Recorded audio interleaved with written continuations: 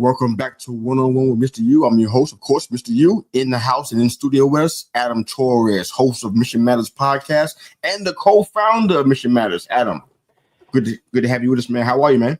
Come on, man. What's going on with that music? I was feeling it on the intro. I'm like, what kind of show you got me on? Is this a dance party? What are we doing today? Yeah, I'm you in. can dance if you want. We're going to just have fun with it, man. Just talk some Detroit and talk some a little bit of business, man. We're going to have fun with it, man. So I'm good. Let's do it. Let's do it. Let's go ahead and jump in, man. So I went here. I think our listeners need to hear some of this because I know they don't know this, but there's always a conception, a bad perception about Detroit and the area and stuff. Chicago is the same heat too, but your upbringing is Detroit. Yeah. Talk about it. Talk about Detroit, where you're from. How was it like growing up? Yeah. Kind of share that with us. Well, first off, I'll just have to say that Detroit is a victim of bad branding, man. Like we're rehashing stuff. Like when we think about like the bad times, when the inner cities across the nation were being run by like crack and a bunch of cocaine, all these really bad things that were happening during that time, early '80s or wherever that time period exactly was. For some reason, Detroit got like a lot of the brunt, and that branding stuck with Detroit long term. But I will say, growing up, I grew up with, Little Caesars Pizza, shout out to the Mike Illich family, all of them, and all the great work they did. We had the Bad Boys, we had the, back-to-back, the championships, beating up on Michael Jordan. We are refining him like a diamond, right? Like that coal, he needed that pressure of the Detroit. He was cold. He needed that pressure. Yeah, here we go. He needed that pressure of the Bad Boys on him to turn him into that diamond and the greatest ever. I mean, this was I'm looking at your face. You're killing me. Oh my goodness. Here we go. There we go, man. So that's what I grew up with. But I will. So I have nothing but great memories for the most part. But I do remember, like in my adult years, when I reflect back and I think about some of the things that were going on that, when you're a kid, you don't know what you don't know. So I remember one of these, and I was talking to friends about this, and I'm thinking about like, around Halloween. So I live in LA last 10 years or so. So it's pretty nice, let's just say, relatively speaking, to where I grew up. And I'm with my friends, and I'm talking about, and they have kids, so we're out like trick or treating, things like that. And I'm thinking about their upbringing versus like mine. And I'm thinking about like one very specific thing during the Halloween time was Devil's Night. We had that growing up, and nobody knows what that is unless you're from basically Detroit. And it's when, all the homes were basically set on fire. Like people would just like set on fire abandoned homes way back in the day. And they're no longer in Detroit. All those homes have been knocked down, turned down, whatever. Like they're not around anymore. But back in the day, that's when they would just like civilians, like citizens would just, put these abandoned homes on fire to get rid of them. And like, there'd be literally hundreds of fires going on in the city the night before Halloween on Devil's Night. And so that was one of those things where it's a very unique Detroit experience, let's just say in the 80s or so. And then one other quick one is I remember during New Year's, like some people heard, if you're from the cities, then maybe you heard like a gunshot or two or something like that, which not saying that's a great thing to do. I'm not condoning that or proposing that's a good thing, but I'm just saying that in Detroit, it was like you're in a war zone. You'd hear automatic gunfire, any type of gunfire you could think of, like once it hit New Year's. And that was a very unique, if you're out there listening to this and you're from Detroit, that wasn't normal. The police weren't even allowed. There was a moratorium back in the day, and the police weren't even allowed out. I think it was like for an hour or something like that. So you could have called it like a purge of sorts, but in real life, you're like, what the heck? So that was, but you think about Detroit now and the Renaissance and like all of the great things that are coming out, and even historically, like the culture that came out with, whether it was Motown or now you look even further nowadays, like you got legends like Big Sean out there that are out there carrying the Detroit flag proudly. You got a lot of other individuals as well, of course your M&Ms and all these other things, and all the Barry Sanders, come on, out there, doing what he does. Like everybody's out there, carrying that flag proud. And I'll say that I've been to cities all around the world, always meet people from Detroit, and there's always much love. I love it, man. I love hearing about this. We got to kind of not get caught up in a lot of the hype that we hear about. I love to hear the real story about what's actually happening. I'm going to pivot a little bit, do something unprecedented on our show. Ask you the 2 toughest questions from the outset of the show. Come on, man. What is this? I'm hitting the hard stuff right away. All right, so let's talk about pizza, brother. This is a tough topic, man. It's a dividing line all across social media. New York, Chicago, Detroit. Which one's the best pizza, Adam? Man, I'm a Detroit pizza fan, but then I do like to fold a New York slice. I love a good New York slice, just fold it, and it feels like I got. I'm not having that. You got to pick one. You know it. But then, hold on. Is this like Drink Champs? Do I got to drink? Or hold up, is this like Drink Champs? I got hold on. You got to eat one. If you can't pick a slice of pizza, you got to eat.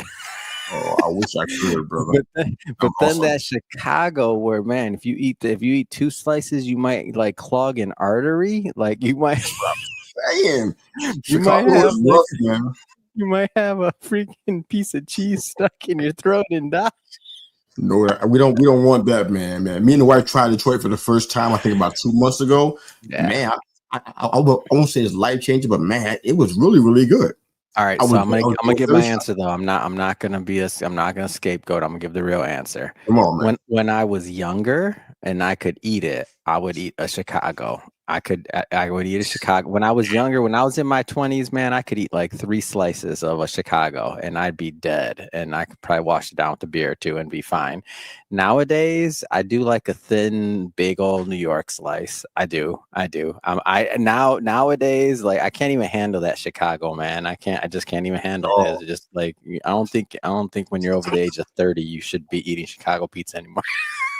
Yeah, I tried it over the age of 30, and I thought I was not going to make it to 40. I thought it was over for me.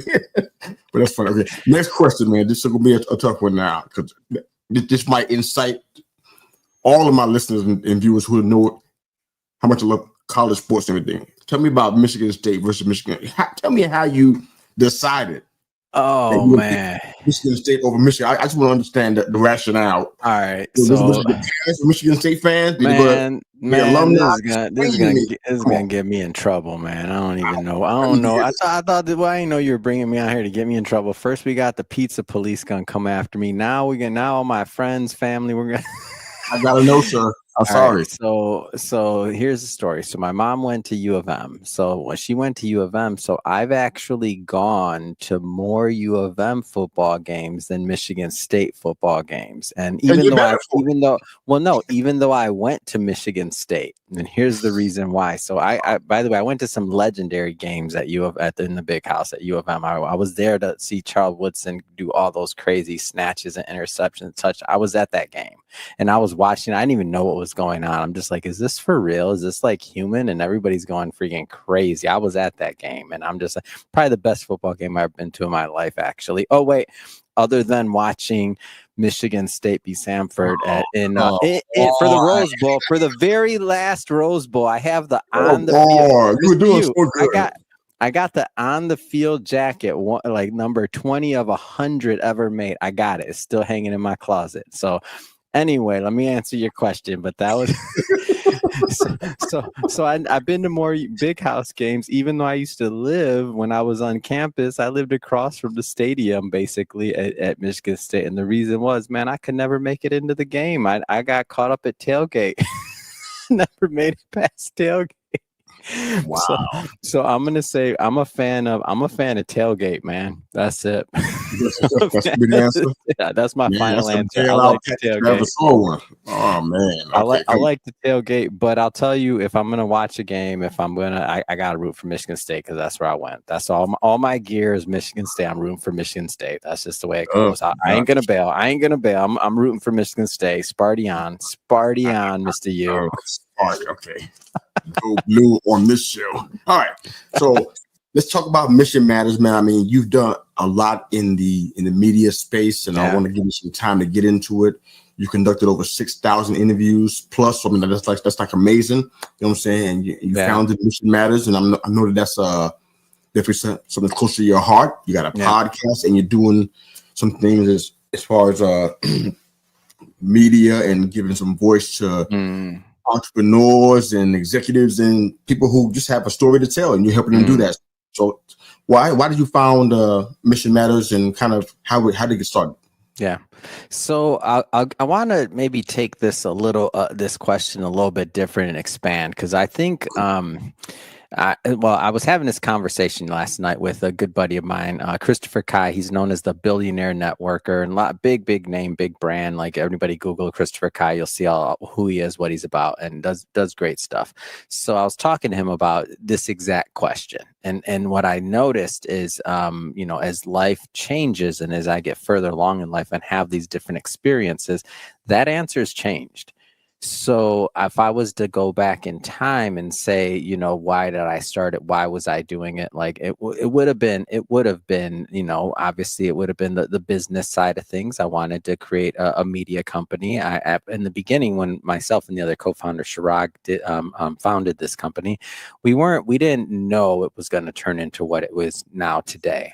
Like, we had other businesses, other things we were doing. I was managing money, and I had my financial advisory practice, and he had another company as well, or maybe multiple. And as this started to grow, like, we started to understand a little bit more about the calling and the purpose behind what we were doing. Like, just for example, the original company wasn't even called Mission Matters. It was called Money Matters, or Money Matters Top Tips. And it was based off of a book that I had written called Money Matters, and which is still on Amazon, all that good stuff. And we thought this was going to be some type of like money platform or money niche or something like that, teach people how to invest. And what we found over time was that this was so much bigger than money. And I know that might sound weird to people, but it just was. And we found that we were more mission oriented and more mission aligned. And then looking back at the content and my interview style, we realized maybe only 20% of the content was actually about money. And so we're like, oh, we're kind of missing the mark here. And when we looked at the central theme, it really was mission. And the kind of like the defining moment that changed it was being on a show, and I was interviewing somebody, and the guest, I wish I could find this interview. I wish I could. One day I will find it, or the guest will hear this story and be like, that was me that said that. But he basically said, Adam, money matters, but mission matters too. And I was like, man, it was like God hit me in the stomach. Like, me and God, the way we work, Mr. U, is God puts me in the headlock. He gives me a noogie. He steps on my toe. He's like, come on, Adam, listen. I'm like, all right, dang, okay, fine. Like, that's how I talk to God. So it's okay. That's my style of prayer. It's fine. I'll do it. Okay, I know it's my calling. Okay, fine. Leave me alone. That's how me and God talk. I'm his son. I'm just saying, I'm his son. Whatever. All right, okay. We all have our own relationships. That's right. So on my path, that's the way I took it. So I tell Chirag, I'm like, hey, what do you think about this name, Mission Matters, after that interview? And he's like, we talked about it for a bit, whatever.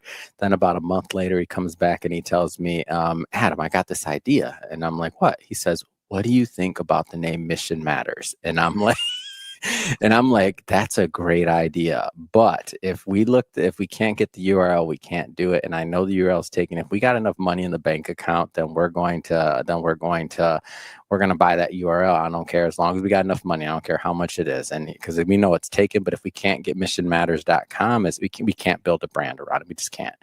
It can't be any variation. So he's like, all right. And so we looked it up. It wasn't taken. It was taken, and we spent more money. And I spent more money on this than we did than I ever thought I'd ever spent on a URL. Got it done. And then within 9 days, we rebranded everything. We started over. And now, to put this into context for everybody that's listening, when I talk about walking in faith, or when I talk about taking a step forward, at this point in time in the history of the company, I'd already done over 1,500 interviews. We'd already built an audience. We had a full website. We had social media channels. It was working. We had multiple books published under the title Money Matters. So we're fully branded. There's an operational company going. And so we basically stopped it. We stopped something that was working in media, which is insane, and started over. And so, talk about a leap of faith. I'm very blessed to have Chirag in my life, that he saw it, we saw it, that we were both aligned, and that we had this inspiration and this, I call it a calling. and we're able to do that. And within 9 days we rebranded, we segmented it. So now there's 8 different shows that I host, and they're all different niches. We still have a money show, by the way. It's Mission Matters Money, but now there's 8 different shows, and they're all segmented based on different audience preferences. And we were rewarded after we did. From that point on, there was no looking back, man. Things just took fire. I mean, just caught fire. Like it just became a whole different animal at that point. Mm-hmm. That's inspirational to me, man, because what I was doing, and it has changed since the last time we talked. I've made a couple of adjustments personally.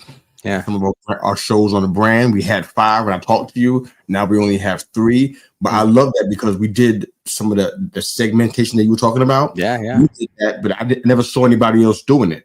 So I kind of thought I was being unique, but I also thought I was just being me and kind of catering to every audience. I didn't realize that it was a thing until you just mentioned. I'm like, oh wow, so this is like normal. People do this. So I never heard anybody else do it. It's good. I like it. I think it's very. You're the first person I've ever heard that did it. So good job. All 3 shows cater to different situations. So I mean, it's very, very encouraging. I want to ask you a question about the financial aspect of what you used to do. Mm-hmm. I think it's awesome, and I really want you to kind of think about this one because you had an opportunity to not only have money but to manage money in very large quantities. You came in contact with a lot of money. Now, the normal Joe Schmo out here on the street, they'll say, if I had $1 million, I would do this. They start thinking idealistically. Yeah. If I had $1 million, they would do this. If I won a lottery or hit the Powerball, I would do this. You had money like this in your hands, flowing through your hands. Has it changed your life approach? How you look at the world around you? How you look at yourself? Have you seen anything different because you've had all this access and contact with all of this wealth? I think that my early years, and for everybody that's listening, just to some context. So I managed money, and I was in the financial space for almost 14 years. And I started in that business when I was 16, working at Raymond James and Associates in their IRA department. So I was in that business for a long time. And when I exited, eventually that particular career, I managed a little under 200 million. So just for some context for everybody that's listening. And so I think that those years and that time period maybe let me know and let me see what was out there, and that money, and like when we think about numbers, when we think about wealth, it educated me on how money worked. And then I would say that the second part of my education would be access, and that's what I have now. Like access. And so so access to how the world works, and access to seeing when you're in media, when you have a certain vantage point, it changes. You read things differently. So now when I look at a piece of content, when I look at even a small social media clip or something else like that, like I read it like Warren Buffett reads a financial report. Like that's how my eyes now are trained. So like it's the same kind of concept. It's the same thought process. So now when I think about creating media or what that looks like to influence, or when somebody else is doing it, and I look at what they did to influence a segment or an audience, like I just see the world differently. So I would say those 2 experiences combined have given me my current like opinions, and it helps form the way that I create content and what I allow to come out on our platforms, and also the words that come out of my mouth, honestly. Like at the end of the day, like the words that come out of my mouth, because these platforms are powerful, and it's a responsibility, especially the larger your platform gets, the more responsibility you have to your audience and to those that choose to give you their time and their effort, and sometimes their money, but if they're paying for tickets to come to an event or something like that, I mean, it's a responsibility. Absolutely. No, I love this. What's your hands down best number 1 business tip or insight you received in your lifetime? I think it's been something that has reoccurringly happened, and I didn't really realize where it came from. And it didn't come from the sense of like being told to me as a tip. It was more an action. And it was essentially when I was pretty young, my parents, I was going to they knew I was an entrepreneur. I always wanted to do stuff, always want to start business. So I want to do stuff like that. And they had the foresight to tell me that they didn't know much about money. So because they had that foresight, that's when I was able to start in finance, and they surrounded me with other people, and that's where I started at my first firm. And they're like, okay, these people manage money. You should talk to them about money. Like if you want to make money, you want to learn, if you want to manage, you want to invest, talk to them because they know I don't know. So what I'll kind of juxtapose that with the funny, like, so sometimes speaking of Michigan State, I did a keynote for one of their college commencement things and all that. So that was, dude, highlight to be able to go back to college and do, come on, man, it was for the kids. They're graduating. It's fine.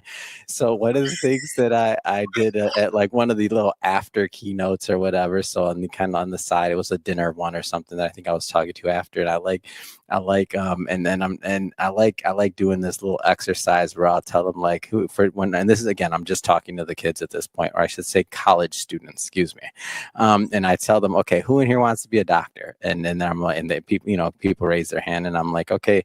And what do your parents think about that? I would call them, and they're like, oh, well, yeah. And I'm like, are they giving you advice on that? Like, are they kind of telling you how to, do this, that? They're like, yeah. And I'm like, are they doctors? They're like, no. I was like, do you think their opinion matters then? They haven't been through it. I mean, they get mad at me, but I was like, have you talked to some other doctors? How do you even know if you're gonna like? Okay, I said, I'm just goodness. Very well-meaning people give terrible advice. I don't give advice on things I don't know. Like I don't know. So that's you are here destroying households, man. But that's actually a good nugget, though. No, but I know they're not going to be happy, and they get mad too. They're like, "But my mom loves me." I'm like, "What does your mom do?" I'm like, "She's not qualified to give you that advice." I'm like, "I'm sorry. Like, you don't even know if my baby can do anything they put their mind to." That's fine. Okay, you know what? And that's fine. And that's not what I'm saying. What I'm saying though is, how do you know once you get in that seat or once you get to a certain progression, now you're going to be miserable and you didn't even want to be a doctor. You fell in love with the idea of being a doctor, but you never talked to one about what it takes or what it is like to be one. Like, so now you just wasted X amount of years of your life. Period. The Andre Agassi story, basically, in short, exactly the same thing. Okay. I want to talk a little bit about your podcast, what we still have a little bit of time left in the show. Talk to us about the podcast journey for you. Get some tips, because I think I'm pretty sure most of our listenership is podcasters, content creators. I'm pretty positive about that. The community you and I are part of, they listen to our shows and stuff. So I'm sure that any tips for a podcast are going to help them out. But your journey, your tips on how you kind of got started, what you're doing now, how you're helping podcasters. Kind of get into that if you can. Number one tip to podcasting is consistency over time. Period. It's a whole different like animal. It's a whole different ball game. Like to get somebody to, because people have to fall in love with your voice, and that takes a little bit of time. It takes a little bit of time. Like literally, the synapses in their brain have to get to where they start to move around a little, and it's like, oh, I like this guy, or oh, I like this girl, and I like the way their voice sounds, or I like what they're saying, or oh, I don't even, or maybe it starts out with I don't like them, and then they start listening. Like a lot of think about Howard Stern early days. King of media, like how did a lot of people listen to him because he had more listeners that didn't like him than liked him, like in their early days, and that was that. And one of the things, and these aren't my words, these are his words, and I read it in one of his books. I think he was it was an interview that was transcribed in one of his books, and he was talking about the blessing it was. And this is something that people that, especially for our podcasters out there that are just getting started, but he didn't use the word blessing, by the way. I'm using that word, but he basically talked about the blessing of what it was when his early days in radio to work in those smaller markets. And this is the big nugget that I take away, and this is what keeps me going every single day, is to think about like, and my approach is, and these again from him, and these are paraphrasing his words. He basically said that it was a blessing those early days when he didn't have a larger audience, and large with him is like the king of media, right? Because now, because what it allowed him to do is it allowed him to find his voice and to craft his style to where he was somebody worth listening to. So when you're worth listening to, then you're going to have an audience. And how do you get to be somebody that's worth listening to? You got to go through the process. You got to find your voice. And so just understanding that like that journey of podcasting is very different. It's different than other forms of social media because it really is a craft. It is a craft because the algorithm, there's no tricks. I'm sure you can get some people to listen. You can ride some media trends. You can use a bunch of different strategies. But at the end of the day, people are going to tune out if they don't like what you're saying. And you can't fake it. You can't fake hour-long or half-hour-long conversations with different personalities over an extended period of time and be somebody you're not. It's not going to happen. It's not going to catch fire. Like your question, for example, on pizzas and what's your favorite pizza? That's a Mr. You question. I can't ask that question on my show. That's not an authentic question for me. Yeah. So like that's part of your voice and part of what makes you and your show special is that question. And when people get that, that's when things start to happen. Like there's people that like literally will tune into your show, Mr. You, just because they want to hear somebody talk about their pizza, man. Don't even matter. Like they're just like, who's pizza? Or maybe but okay. No, or maybe you don't ask the question and they're like, why didn't he ask that guy the pizza question? Dude, I can already see some swag for you. I'm gonna ask for a pizza question if he's from Oklahoma. I can already see, man. I can already see you need a sticker that says, "What's your favorite pizza, Mr. You?" People are gonna think you selling pizzas. That's the good everything, man. That's about food. That's about life. That's about everything, and that's. I want to hear from real people.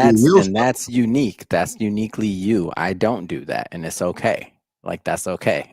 Like you're doing something better than I am. I get it. I hear what you're saying. Everybody's got their own style. They got their own flavor, and it's okay. But that's the special thing about podcasting, right there, is that you can have your own style. You can have your own flavor, and you don't got to worry about like, okay, how many people are listening? What's the audience? What's this? You got.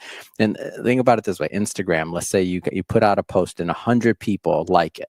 How much of your attention did you get for that 100 people? Let's just say it took. I'm going to be generous here and say that it took them a full second to hit that like button. Let's just say it took a full second. Just so now you have a minute and a half of people's attention, right? Whereas you think about a podcast, if you have 100 people listen to one episode and it's a 30-minute episode, do the math. That's real time. So now it's equivalent to doing a keynote in front of 100 people. So that's intimate, and those 100 people, instead of watching a $50,000 or $500,000 production value episode on Netflix or on Amazon Prime, they listen to your show. Think about it that way. So you got 100 people. You got 100 people listening, man. That's a beautiful thing. It's amazing if you got 100 people listening to an episode. I hope we're there, but.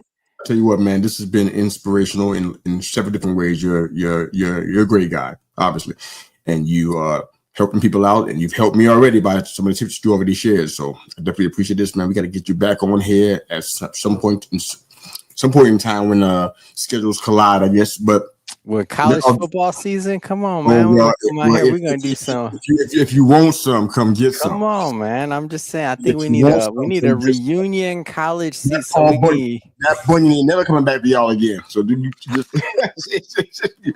take your picture of it? You ain't never gonna see it again. I'm just kidding. I'm just messing around. But let everybody know how they can find your work, man. The Mission Matters podcast and your website, everything, man.